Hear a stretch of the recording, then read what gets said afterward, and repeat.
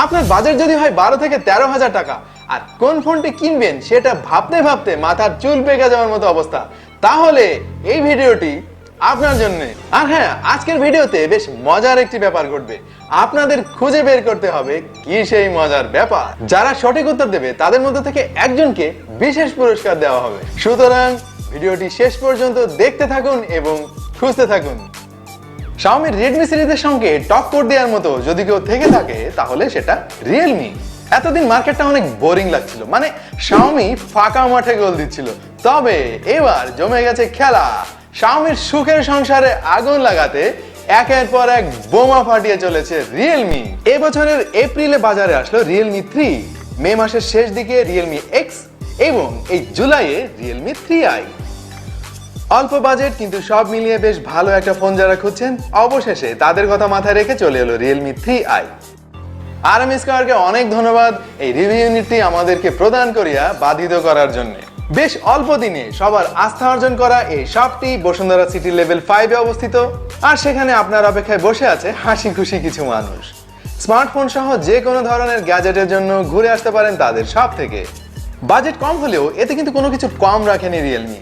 6.2 inch IPS display, octacore processor, ফুল view ratio, fingerprint sensor, dual camera এবং 4230 মিলিঅ্যাম্পিয়ারের huge battery. কি নেই এতে? পেছনটা প্লাস্টিক, এই বাজেটে সেটা হওয়ারই কথা, কিন্তু এর গর্জিয়াস লুক খেয়াল করুন, কি চমৎকার দেখতে। বিশেষ করে এর ডায়মন্ড কাট শেপ, বেশ প্রিমিয়াম একটা ফিল পেয়েছি আমি। এতে র্যাম রয়েছে 3GB আর ইন্টারনাল মেমোরি রয়েছে 32GB। অবশ্য 4GB র্যাম এবং 64GB ইন্টারনাল মেমোরির একটা ভার্সনও বাজারে অ্যাভেলেবেল, তবে দাম বিবেচনায় আমার কাছে এটি যথেষ্ট। আর মেমোরি কার্ড ব্যবহারের জন্য ডেডিকেটেড স্লট তো রয়েছেই। সফটওয়্যার সেই ColorOS 6 সাথে অ্যান্ড্রয়েড পাই। এর ওভারঅল পারফরমেন্স নিয়ে আমার তেমন কোনো কমপ্লেন নেই। বাজেট বিবেচনায় এটা দুর্দান্ত। ডে টু ডে ইউসেজে তেমন কোনো ল্যাগের দেখা পাইনি আর র্যাম ম্যানেজমেন্ট ছিল খুবই ভালো। AnTuTu বেঞ্চমার্ক স্কোর 1,36,000-এর মতো, যেটা খুবই ইমপ্রেসিভ। অবশ্য অনেকদিন ব্যবহারের পর এটার পারফরমেন্স বেশ খানিকটা ড্রপ করবে সেটা অনুমান করা যায়।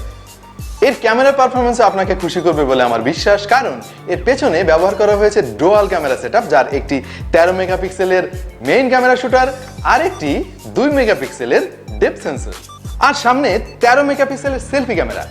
ছবির মান বাজেট অনুযায়ী খুবই ভালো, কালারগুলো বোল্ড, বেশ ভালো শার্পনেস লক্ষণীয়, তবে ডাইনামিক রেশিও খুব একটা আশাবাঞ্জক নয়। আর লো লাইটে গেলে ছবির কোয়ালিটি যাচ্ছে তাই। সবকিছু মিলিয়ে আমি এর ক্যামেরাকে 10-এ 7 দেব।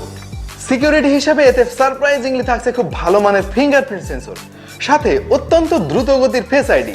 মানে আর কত অবাক হব বলেন? আপনারাই বলুন, এর পারফরমেন্স দেখে কেউ কি বলবে এটা সস্তা ফোন? অবাক হওয়ার এখনো বাকি আছে। এর ম্যাসিভ 4230 মিলিঅ্যাম্পিয়ার ব্যাটারির কল্যাণে সিঙ্গেল চার্জে অনায়াসে 2 থেকে 3 দিন নর্মাল ইউসেজে পার করে দিতে পারবেন। এর গেমিং ক্যাপাবিলিটি পরীক্ষা করার জন্য আমি পাবজি খেলেছিলাম ফুল গ্রাফিক্স সেটিংসে এবং আশ্চর্য হয়েছি এটা খুব চমৎকার ভাবে সেটা হ্যান্ডেল করেছিল। আরো ট্রাই করেছিলাম অ্যাসফল্ট 9 এবং কমপ্লেন করার মতো তেমন কোনো কারণ খুঁজে পাচ্ছি না। প্রথম বেশ ভালো চলবে, আমরা সবাই সেটা জানি, তবে ফোনটা পুরাতন হয়ে গেলে কি অবস্থা হবে সেটা গ্যারান্টি দিয়ে কিছু বলা যাচ্ছে না। নেটওয়ার্ক এবং ওয়াইফাই সিগন্যাল, অডিও আউটপুট এবং কল কোয়ালিটি, এসব টুকিটাকি ব্যাপার নিয়ে আমরা পরীক্ষা নিরীক্ষা চালিয়েছি গত 1 সপ্তাহ ধরে, আর তেমন কোনো মেজর ইস্যু চোখে পড়েনি। এবার চলে এলাম কিছু ব্যাপার আপনাদেরকে জানানোর জন্য যেগুলো আমাদের চোখে খুব একটা সুবিধার মনে হয়নি।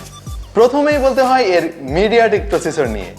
এতে ব্যবহার করা হয়েছে Helio P60 বেশ ভালো একটি প্রসেসর, কোনো সন্দেহ নেই, কিন্তু আমার ব্যক্তিগত অভিজ্ঞতা বলছে দীর্ঘদিন ব্যবহারের পর এটি পারফরমেন্স ড্রপ করবে। ডিসপ্লের ক্ষেত্রেও কিছু কমপ্লেইন রয়েছে, সেটা হলো এটি ফুল এইচডি সাপোর্টেড নয়।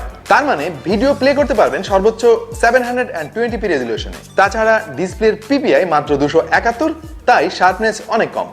নেই কোনো ফাস্ট চার্জিং, যার ফলে এর হিউজ ব্যাটারি ফুল চার্জ করতে সময় লাগে প্রায় 3 ঘন্টার মতো, যেটা খুবই বিরক্তিকর।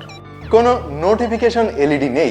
আজকাল অবশ্য অনেক ফ্ল্যাগশিপ ফোনেও এই ফিচারটি বাদ দেওয়া হচ্ছে, তার মানে মাফ করে দেওয়া যায়, কি বলেন? এর আরো একটি বড় ফ্ল হচ্ছে এর ColorOS অপারেটিং সিস্টেম। যাচ্ছে তাই অবস্থা, দুনিয়ার ব্লটওয়্যারে ভরা, কাস্টমাইজেশনের সুযোগ অনেক কম। রিয়েলমিকে ইমিডিয়েটলি ColorOS থেকে বেরিয়ে আসতে হবে, কোনো উপায় নাই। কিছু খারাপ দিক থাকবে, এটা আমরা সবাই জানি, কারণ আপনার দামটাও তো দেখতে হবে, তাই না?